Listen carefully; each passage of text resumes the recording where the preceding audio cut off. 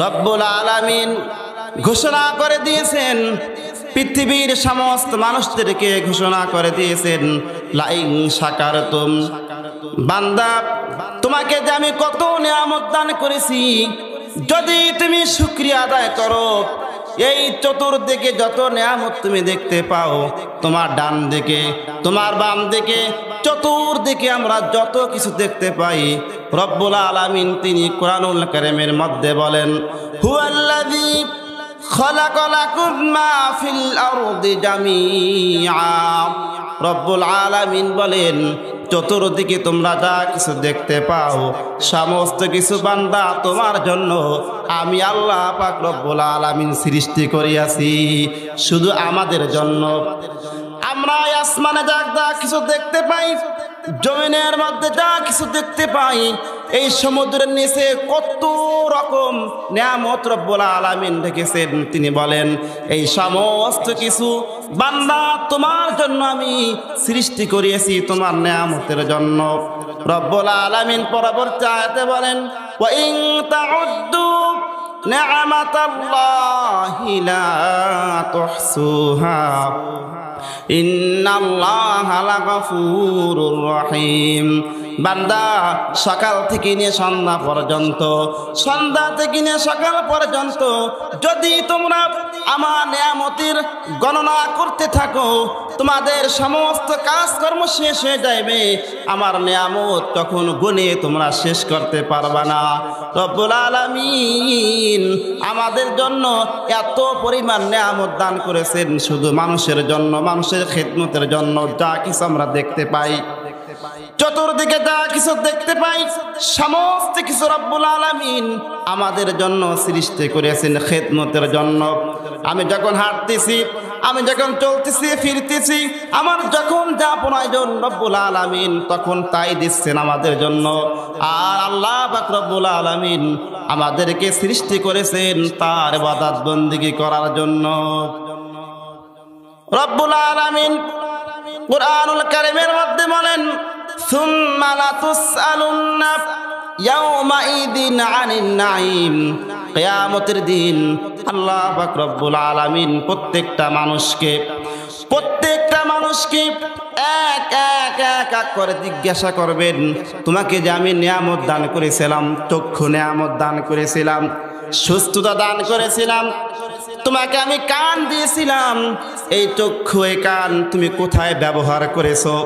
রব্বুল আলামিন আমাদের কাছে এক এক করে তিনি এরকম আমাদের কাছে প্রশ্ন করবেন। আজকে আমার ডানে বামে চতুর্দিকে তাকিয়ে দেখি অনেক মানুষের চক্ষু নাই, সে জন্মের থেকে নিয়ে এই বয়স পর্যন্ত চোখে দেখতে পায় না। আজকে আমরা যারা চোখে দেখতে পাচ্ছি, তাহলে চিন্তা করেন কত বড় নিয়ামত রব্বুল আলামিন দিয়েছেন। কয়েকজন ব্যক্তি একটা হোটেলের মধ্যে খানা খাওয়ার জন্য ঢুকেছেন, হোটেলের মধ্যে খানা খাওয়ার জন্য ঢুকেছেন।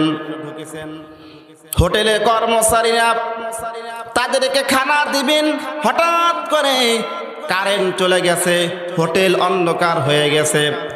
যে কয়েকজন খানা খাওয়ার জন্য সেখানে গিয়েছিল, সবাই চেঁচামেচি শুরু করলো, আওয়াজ দেওয়া শুরু করলো, তাড়াতাড়ি জেনারেটর দাও, কারেন্ট চলে গেছে, তাড়াতাড়ি জেনারেটর দাও, আলোর ব্যবস্থা করো। তার মানে এই 2-3 মিনিট কারেন্ট নাই, আমরা কোনো কিছু দেখতে পাচ্ছি না, অন্ধকারে। পাশে একজন ব্যক্তি বসেছিল, অন্ধ মানুষ, অন্ধ একজন ব্যক্তি পাশে বসেছিল। সে ওই যে কয়জন জোরে চিৎকার দিতেছিল, একজন ব্যক্তির হাত চেপে ধরতেছে, ভাই এই জন্মের থেকে নিয়ে এই বয়স পর্যন্ত আমি চোখে দেখতে পাই না, আমি আমার আব্বাকে দেখতে পাই নাই, আমি আমার মাকে দেখতে পাই নাই, আমি আমার সন্তানকে দেখতে পাই নাই, আল্লাহর এই কুদরত আমি দেখতে পাই নাই, এই কুদরত আমি দেখতে পাই নাই। শুধু 10 মিনিট 5 মিনিট কারেন্ট চলে গেছে, অন্ধকারে আপনারা এরকম ব্যতিব্যস্ত হয়ে গেছেন। আর জন্মের থেকে নিয়ে এই 25 বছর পর্যন্ত আমি কিছু দেখতে পাই না, আমি অন্ধ অবস্থায় জন্মগ্রহণ করেছি, আমি অন্ধ হয়েছি। তাহলে আপনার চক্ষু আছে, আপনার কিরকম রব্বুল আলামিনের শুকরিয়া আদায় করা দরকার একটু চিন্তা করেন। আজকে অনেক মানুষ আছে কানে শুনতে পায় না, যা কিছু বলেন না কেন শুধু মাথা এরকম ঝুঁকায়, কানে শুনতে পায় না। আমি কানে শুনতে পাচ্ছি, তার রব্বুল আলামিনের কত নিয়ামত আমাদের করা দরকার, এটা আমাদের একটু চিন্তা ভাবনা করা দরকার। এই জন্য রব্বুল আলামিন বলেন সুম্মা লা তুসআলুন্না ইয়াওমাইদিন আনিন নাঈম। ইবনে আব্বাস রাদিয়াল্লাহু তাআলা আনহু থেকে বর্ণিত, তিনি বলেন রব্বুল আলামিন কিয়ামতের দিন তিনটা প্রশ্ন তিনি করবেন। ইন্নাস সামআ ওয়াল বাসর ওয়াল ফুয়াদ কুল্লু উলাইকা কানা আনহু মাসউলা। ও আমার বান্দা, তোমাকে চক্ষু দিয়েছিলাম, ও আমার বান্দা তোমাকে কান দিয়েছিলাম, ও আমার বান্দা তোমাকে অন্তর দিয়েছিলাম, তুমি কান থেকে কি শ্রবণ করেছো, তুমি তোমার চক্ষু দিয়ে কি দেখেছো, তুমি তোমার অন্তর দিয়ে কি অনুভব করেছো বান্দা, আজকে এখানে তুমি বলে যাও, আজকে এখানে তুমি বলে যাও। না দেওয়া পর্যন্ত, প্রশ্নের উত্তর না দেওয়া পর্যন্ত তুমি এখান থেকে যাইতে পারবা না। এই জন্য বাবারা, আমরা এখনো পর্যন্ত যারা সুস্থ আছে এটা রব্বুল আলামিনের বড় নিয়ামত। হাজার হাজার লক্ষ লক্ষ মানুষ হাসপাতালের বেডে শোয়া আছে, সেখান থেকে রব্বুল আলামিন তার থেকে আমাকে ভালো রেখেছেন। তার মান রব্বুল আলামিন আমাকে ভালোবাসেন বিদায় তিনি সুস্থ রেখেছেন। এই জন্য রব্বুল আলামিনের শুকরিয়া সকাল থেকে সন্ধ্যা, সন্ধ্যা থেকে ফজর পর্যন্ত করলেও শেষ হবে না। এই পৃথিবীর মধ্যে ৪,৫০০ অধিক ধর্ম আছে, ৪,৫০০ অধিক ধর্ম আছে। রব্বুল আলামিন তিনি বলেন ওয়া ইয়াবতাগি গায়রাল ইসলামি দীনান ফালাই ইউকবালা মিনহু ওয়া হুয়া ফিল আখিরাতি মিনাল খাসিরিন। রব্বুল আলামিন তিনি বলেন এই যত ধর্ম এই পৃথিবীর মধ্যে আছে, এই সমস্ত ধর্মের মধ্যে আমি একটা ধর্মকে স্বীকৃতি দিলাম, আমি একটা ধর্মকে পছন্দ করি। রব্বুল আলামিন তিনি নিজে বলেন তা হলো ইন্নাদ-দীনা ইনদাল্লাহিল ইসলাম। সেই ধর্মটাই আমরা পেয়েছি বলি আলহামদুলিল্লাহ। ৪,৫০০ ধর্ম, আমরা গরিব মানুষ, ক্ষুদ্র মানুষ, রব্বুল আলামিন ভালোবেসে মায়া করে আমাদেরকে সেই ধর্ম দিয়েছি বলি আলহামদুলিল্লাহ। রব্বুল আলামিন কুরআনুল কারীমের মধ্যে বলেন ওয়া আসবাগা আলাইকুম নি'মাহু যাহিরাতাও ওয়া বাতিনা। রব্বুল আলামিন তিনি বলেন বান্দা, আমার যত নিয়ামত আছে, প্রকাশ্যে নিয়ামত, অপ্রকাশ্যে নিয়ামত, সমস্ত নিয়ামত দিয়ে রব্বুল আলামিন বান্দা তোমাকে আমি পরিপূর্ণ করে দিলাম। আয়াতের ব্যাখ্যায় মুফাসসিরিন ইকরাম বলেন একজন ব্যক্তি পরিপূর্ণ নিয়ামত প্রাপ্ত হয়েছে তখন বোঝা যাবে, পরিপূর্ণ নিয়ামত প্রাপ্ত হয়েছে তখনই বোঝা যাবে যখন ওই ব্যক্তির মুখ থেকে কালিমা বের হবে। যখন ওই ব্যক্তির মুখ থেকে কালিমা বের হবে তার মানে ওই ব্যক্তি পরিপূর্ণ নিয়ামত প্রাপ্ত হয়েছেন। কালিমা আশহাদু আল্লা ইলাহা ইল্লাল্লাহু ওয়াহদাহু লা শারীকা লাহু ওয়া আশহাদু আন্না মুহাম্মাদান আবদুহু ওয়া রাসূলুহু। এই শুধু কালিমা এখন থেকে নিয়ে ফজর পর্যন্ত, ফজর থেকে নিয়ে সন্ধ্যা পর্যন্ত যদি আমরা কালিমা পাঠ করি, কেউ আমাদেরকে বেশি কথা বলবে না, কেউ আমাদেরকে গালাগালি করবে না, কেউ আমাদেরকে গলা ধাক্কা দিয়ে বের করে দেবে না। কিন্তু ফিরে যান 1400 বছর আগে একজন সাহাবী শুধু কালিমা পড়ার কারণে তারে বাড়ি থেকে বের করে দিয়েছে। আব্দুল্লাহ যুলবাসাদাইন একজন সাহাবী, ছোট্ট বয়সে তার পিতা মাতা ইন্তেকাল করেন, দুনিয়ায় কেউ নাই, চাচার কাছে লালিত পালিত হচ্ছেন, চাচা তাকে লালন পালন করতেছেন। চাচার বাড়ি থেকে ছোট্ট থেকে যুবক পর্যন্ত সে হয়েছে। চাচার যত ক্ষেত খামার আছে, চাচার যত উট দুম্বা আছে, চাচার যত যা কিছু আছে সমস্ত কিছু এই আব্দুল্লাহ জুল বাজাদাইন সে দেখাশোনা করে। ছোট থেকে আস্তে আস্তে বড় হচ্ছে, চাচা দেখতেছে আমার ভাতিজা আমার সমস্ত কিছু দেখাশোনা করে। তার বাপ আব্বা নাই, তার মা নাই দুনিয়াতে বেঁচে, তাহলে এখন আমি তার জন্য কিছু সম্পদ করি। আব্দুল্লাহ জুল বাজাদাইন তার জন্য তার চাচা কিছু জমি লিখে দিয়েছে। আব্দুল্লাহ জুল বাজাদাইন তার জন্য তার চাচা কিছু উট দিয়েছে, কিছু দুম্বা দিয়েছে, তাকে স্বাবলম্বী করেছে।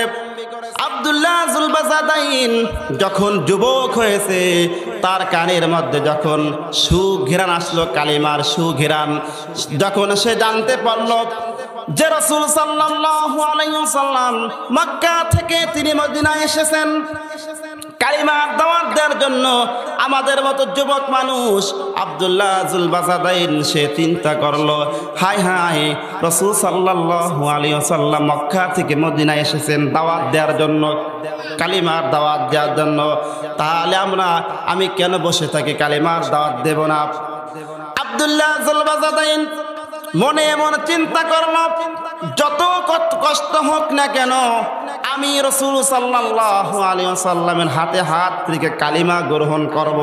সে মনে মনে চিন্তা করলো, আস্তে আস্তে চিন্তা করলো আমার চাচা আগে ইসলাম গ্রহণ করবে, আমার চাচাকে দেখে দেখে আমি ইসলাম গ্রহণ করব। এই চিন্তা করলো ভাতিজা, আমার চাচা আগে ইসলাম গ্রহণ করবে, তাকে দেখে আমি ইসলাম গ্রহণ করব। এই চিন্তা করলো ভাতিজা। যখন ভাতিজা দেখলো তার চাচা মুহাম্মদ সাল্লাল্লাহু আলাইহি ওয়াসাল্লামের হাতে হাত রেখে কালিমা পড়বে না, আরো তার চাচা এরকম বিরোধিতা করতে শুরু করলো।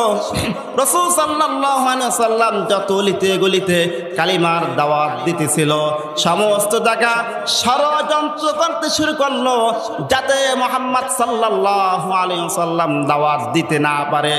যখন আব্দুল্লাহ জুল বাজাদাইন জানতে পারলো যে আমার চাচা ইসলাম গ্রহণ করবে না, আমার চাচা ইসলাম গ্রহণ করবে না, শুধু তাই নয়, আমার চাচা রাসূল সাল্লাল্লাহু আলাইহি ওয়াসাল্লাম যে ইসলামের দাওয়াত দিয়েছেন, আমার চাচা ষড়যন্ত্র করতেছে সেই দাওয়াত বন্ধ করার জন্য। আব্দুল্লাহ জুল বাজাদাইন এতিম মানুষ, তার চাচার কাছে যে বলল, ও আমার চাচা এতদিন পর্যন্ত চিন্তা করেছিলাম যে তুমি ইসলাম গ্রহণ করবে, তোমার দেখা দেখি আমিও ইসলাম গ্রহণ করব।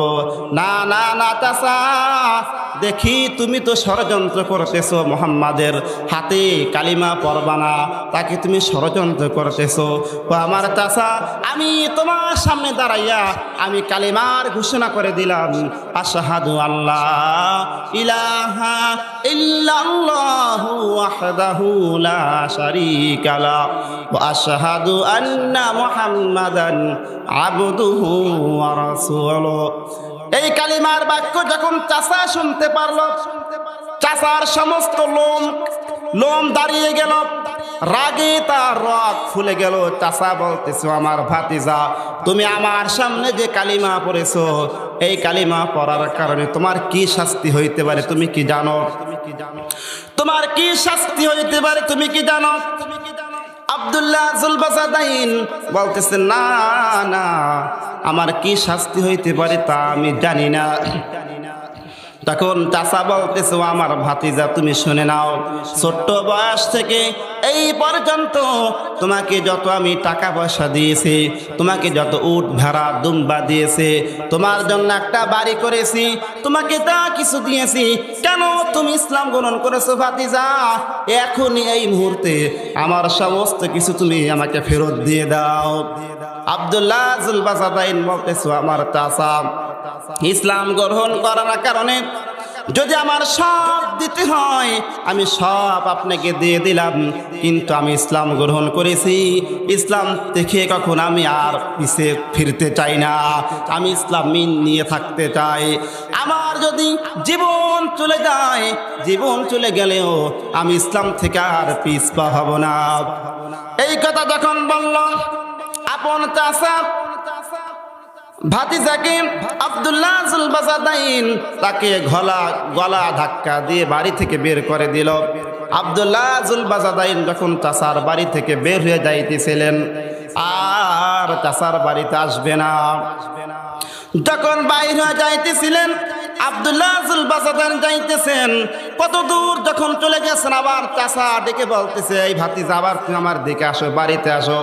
আব্দুল্লাহ জুলবাজাদাইন যখন আবার চাচার কাছে আসলেন, আসার পর চাচা বলতেছে, তোমার পরনে যে জামা আছে, তোমার পরনে যে জামা আছে, যে প্যান্ট তুই পরে আসো, তা তো আমার টাকা দিয়ে কেনা, তা তো আমার টাকা দিয়ে কেনা।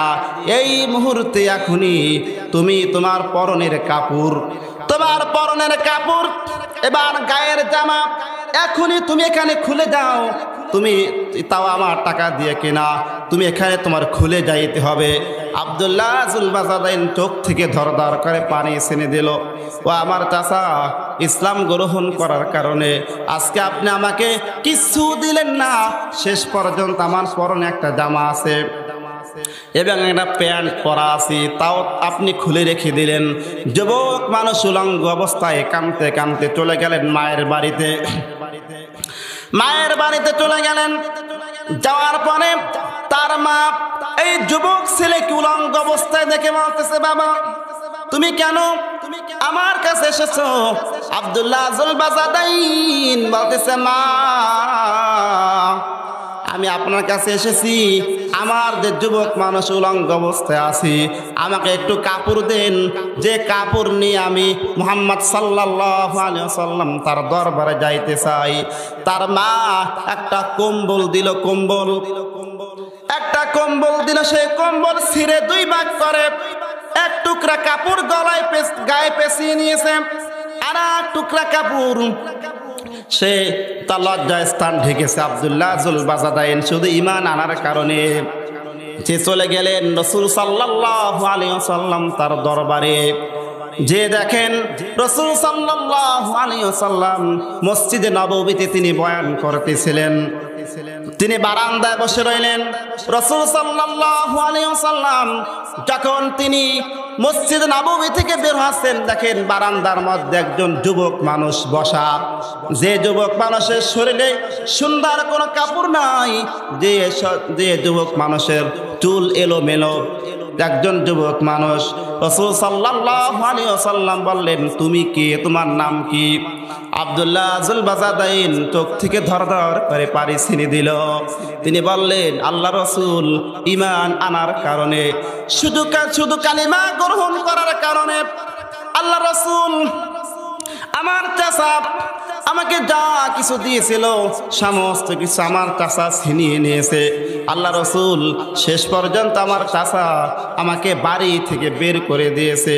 শুধু তাই নয়, আমি যুবক মানুষ, আমার গায়ে একটা জামা ছিল, পরনে একটা লুঙ্গি ছিল, তাও আমার চাচা আমার গার ঠিক খুলে নিয়েছে। আল্লাহ রাসূল যখন রাসূল সাল্লাল্লাহু আলাইহি ওয়াসাল্লাম এই কথা শুনতেছিলেন, তিনিও তার দাড়ি মোবারক ভিজে গেল কাঁদতে কাঁদতে। এমন দৃশ্য, একজন ব্যক্তি কালিমা পড়ার কারণে শুধু আশহাদু আল্লাহ ইলাহা ইল্লাল্লাহু ওয়াহদাহু লা শারীকা লাহু ওয়া আশহাদু আন্না মুহাম্মাদান আবদুহু ওয়া রাসূলুহু।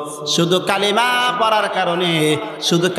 পড়ার কারণে একজন ব্যক্তিকে তার গায়ের থেকে জামা, পরন থেকে কাপড় খুলে নিয়ে উলঙ্গ অবস্থায় বাড়ি থেকে বের করে দিয়েছে। রাসূল সাল্লাল্লাহু আলাইহি ওয়াসাল্লাম সাহাবায়ে কেরামকে বললেন, ও আমার সাহাবায়ে কেরাম, এই আব্দুল্লাহ জুলবাজাদাইন ঈমান আনতে যাইয়া সে কিছু আনতে পারে নাই, তাকে তোমরা কোরআন শরীফ পড়ানো শেখাও। আব্দুল্লাহ জুলবাজাদাইন যখন কোরআন পড়া শিখলেন, যখন কোরআন পড়তেছিলেন, এত জোরে কোরআন পড়েন যে জোরে কোরআন পড়ার কারণে অন্যান্য সাহাবী ঘুমাইতে পারে না। রাসূল সাল্লাল্লাহু আলাইহি ওয়াসাল্লাম তার কাছে বিচার দিলেন, আব্দুল্লাহ এত জোরে কোরআন পড়ে, যার কোরআন পড়ার কারণে আমরা কেউ ঘুমাইতে পারি না। রাসূল সাল্লাল্লাহু আলাইহি ওয়াসাল্লাম তিনি বললেন, ও আমার সাহাবায়ে কেরাম, এই আব্দুল্লাহ ঈমান আনার কারণে সে কিচ্ছু আনতে পারে নাই, তাকে জোরে জোরে কোরআন পড়তে দাও, তোমরা তাকে বাধা দিও না। এই জন্য আল্লাহ পাক রব্বুল আলামিন তিনি বলেন, আল্লাযীনা আমানু ওয়া তাতমাইন্নু কুলুবুহুম বিযিকরিল্লাহ, আলা বিযিকরিল্লাহি তাতমাইন্নুল কুলুব। যে ব্যক্তিরা ঈমান আনে এবং আল্লাহর কথা স্মরণ করে, তাদের অন্তরে প্রকম্পিত ভূমিকম্প হইতে থাকে। আব্দুল্লাহ যুল বাজাদাইন জোরে জোরে কোরআন পড়েন। সাহাবায়ে কেরাম ঘুমাইতে পারতেছিলেন না। যখন রাসূল সাল্লাল্লাহু আলাইহি ওয়াসাল্লামের কাছে নালিশ গেল, বল তাকে জোরে জোরে কোরআন পড়তে দাও, সে ঈমান আনতে যাইয়া কিছু আনতে পারে নাই, তার ঈমানটা আনতে খুব কষ্ট হয়েছে, তাকে জোরে জোরে কোরআন পড়তে দাও। রাসূল সাল্লাল্লাহু আলাইহি ওয়াসাল্লাম এদিকে তাবুকের যুদ্ধের জন্য সাহাবায়ে কেরামদের কাছ থেকে কালেকশন করতেছিলেন। ও সাহাবায়ে কেরাম, তাবুকের যুদ্ধ শুরু হয়েছে, তোমরা যে যা বড় দান করো। আব্দুল্লাহ যুল বাজাদাইন বলতেছে, আল্লাহর রাসূল, সমস্ত সাহাবায়ে কেরাম আপনাকে যা কিছু দান করে দিয়েছিলেন আল্লাহর রাসূল, আমি আব্দুল্লাহ যুল বাজাদাইন এমন একজন ব্যক্তি আমার দেওয়ার কিচ্ছু নাই আল্লাহর রাসূল, আপনি দোয়া করে দিন, আপনি যেন শহীদ হইতে পারি। রাসূল সাল্লাল্লাহু আলাইহি ওয়াসাল্লাম তিনি বলেন, আব্দুল্লাহ, আমি তোমার রক্তকে কাফেরদের জন্য হারাম করে দিলাম। রাসূল সাল্লাল্লাহু আলাইহি ওয়াসাল্লাম চলে গেলেন তাবুকের যুদ্ধে যাওয়ার পর তিনি শুনতে পাইলেন আব্দুল্লাহ যুল বাজাদাইন তিনি ইন্তেকাল করেছেন। রাসূল সাল্লাল্লাহু আলাইহি ওয়াসাল্লাম তিনি বললেন, ও আমার সাহাবায়ে কেরাম, তোমরা কবর খনন করো, আব্দুল্লাহ যুল বাজাদাইনের জন্য তোমরা কবর খনন করো। রাসূল সাল্লাল্লাহু আলাইহি ওয়াসাল্লাম তিনি আব্দুল্লাহর কবরের ভিতরে নামলেন। দুইজন সাহাবী আব্দুল্লাহ যুল বাজাদাইন তার লাশ নিয়ে আসতেছে। রাসূল সাল্লাল্লাহু আলাইহি ওয়াসাল্লাম বললেন, হে দুইজন ব্যক্তি, তোমরা যে আব্দুল্লাহ যুল বাজাদাইন তার লাশ নিয়ে তোমরা আসতেছো, আস্তে আস্তে আমার সাহাবীর মরা দেহ তুমি ধরো, যাতে সে কষ্ট না পায়। একজন ব্যক্তি ওই কবরের নিকটে দাঁড়িয়ে বাতি নিয়ে দাঁড়িয়েছিলেন। রাসূল সাল্লাল্লাহু আলাইহি ওয়াসাল্লাম আব্দুল্লাহ যুল বাজাদাইন তাকে দাফন করে তিনি রব্বুল আলামিন তার কাছে দোয়া করলেন, রব্বুল আলামিন, সকাল থেকে সন্ধ্যা পর্যন্ত আমি এই সাহাবীর উপর আমি রাজি ছিলাম, এই সাহাবীর উপর আমি খুশি ছিলাম। রব্বুল আলামিন, তুমিও আমার এই সাহাবীর উপর তুমি রাজি খুশি হয়ে যাও। শুধু একটা ঈমান আনার কারণে, একজন সাহাবী শুধু ঈমান আনার কারণে তাকে তার আপন চাচা বাড়ি থেকে বের করে দিয়েছে, উলঙ্গ অবস্থা বের করে দিয়েছে। আমরা কত সৌভাগ্যবান। এখন থেকে যদি ফজর পর্যন্ত আপনি কালিমা শাহাদাত, কালিমা তাইয়্যিবা পাঠ করেন, কেউ আপনাকে নিষেধ করবে না, কেউ গলা ধাক্কা দিয়ে বের করে দিবে না। কিন্তু ওই যুগে এরকম ছিল, আমা নাকামু মিনহুম ইল্লা আইয়ুমিনু বিল্লাহিল আজিজিল হামিদ। শুধু ঈমান আনার কারণে তাদেরকে নির্যাতন করা হতো, আর কিছু না। এই জন্য বাবারা, ভাইরা যারা বসে আছেন, ঈমানের অনেক দাম। হযরত সাদেক শাহ হুজুর রাহমাতুল্লাহ আলাইহি তিনি বলতেন যে তুমি দুনিয়ার সব কিছু পেয়েছো কিন্তু আল্লাহকে পাও নাই, তার মানে তুমি দুনিয়ার কিছু পাও নাই। তুমি আল্লাহকে পেয়েছো, দুনিয়ার কিছু পাও নাই, তার মানে দুনিয়ার সমস্ত কিছু তুমি পেয়েছো। এই জন্য আমরা যারা মুসলমান হয়েছি, ঈমানদার হয়েছি, আমাদের দাম কিন্তু অনেক বেশি। ওই দেখেন আমেরিকার প্রেসিডেন্ট, ওই দেখেন টাকাওয়ালা, ওই দেখেন ক্ষমতাওয়ালা, তার থেকে কিন্তু আমরা ধনী ব্যক্তি। কারণ রাসূল সাল্লাল্লাহু আলাইহি ওয়াসাল্লাম তিনি হাদিসের মধ্যে বলেন, মান ক্বালা লা ইলাহা ইল্লাল্লাহ ইয়াখরুজু মিনান নার ওয়া ফি কলবিহি শাআরাতিন মিনাল ঈমান যে ব্যক্তির অন্তরে যারা পরিবার ইমান থাকবে ওই ব্যক্তিকে মহান রব্বুল আলামিন এরকম 10টা দুনিয়ার মতো একটা জান্নাত তাকে দান করবেন। যারা পরিমাণ ইমান থাকবে, সব মাত্র যারা পরিমাণ সামান্য ইমান থাকবে, এই 10টা দুনিয়ার মধ্যে একটা জান্নাত রব্বুল আলামিন তাকে দান করবেন। আমাদের দাম কম কম না, অনেক বেশি, অনেক বেশি।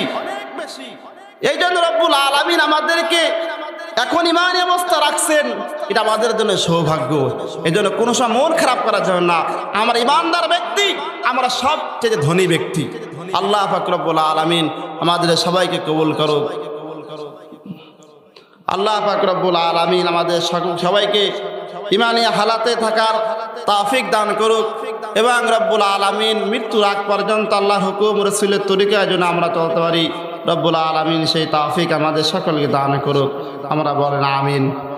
একজন মুসলমানের জন্য দায়মি ফরজ 3টি। দায়মি ফরজ সর্বক্ষণ আপনার ইমানি হালাতে থাকা। রাসূল সাল্লাল্লাহু আলাইহি ওয়াসাল্লাম হাদিসের মধ্যে বলেছেন যে শেষ জামানায় এমন মানুষ আসবে, সকালে মুমিন থাকবে, সকালে পাক্কা মুসলমান, বিকাল হইতে হইতে কাফের হয়ে যাবে। এমন কথা মুখ থেকে বের করবে যে কথার কারণে সে বেঈমান হয়ে গেছে। আজকে আপনি দাড়ি রেখেছেন, আপনাকে যদি বলা হয় মোল্লাতন্ত্র, দাড়ি নিয়ে যদি ব্যঙ্গ করা হয়, টুপি নিয়ে ব্যঙ্গ করা হয়, রাসূল সাল্লাল্লাহু আলাইহি ওয়াসাল্লাম হাদিসের মধ্যে বলেন ওই ব্যক্তির ঈমান সঙ্গে সঙ্গে চলে গেল। এজন্য কিয়ামতের আগে লক্ষ লক্ষ লক্ষ মানুষ দেখতে পারবেন, কিন্তু রাসূল সাল্লাল্লাহু আলাইহি ওয়াসাল্লাম বলেন তাদের অন্তরের মধ্যে সামান্য পরিমাণ ঈমানও থাকবে না। এই জন্য কিয়ামতের আগে রাসূল সাল্লাল্লাহু আলাইহি ওয়াসাল্লাম বলেছেন সকালে মুমিন, বিকালে কাফের, বিকালে কাফের, সকালে মুমিন থাকবে। এজন্য আমরা মুমিন ইমানদার ব্যক্তি যে কথা বলবো সাবধানে বলবো, আমার মুখ থেকে এমন কথা বের না হয় যার দ্বারা আমরা বেঈমান হয়ে যাই। রব্বুল আলামিন আমাদের সকলকে ইমানি হালাতে থাকার তৌফিক দান করুক, আমরা সকলে বলে আমিন।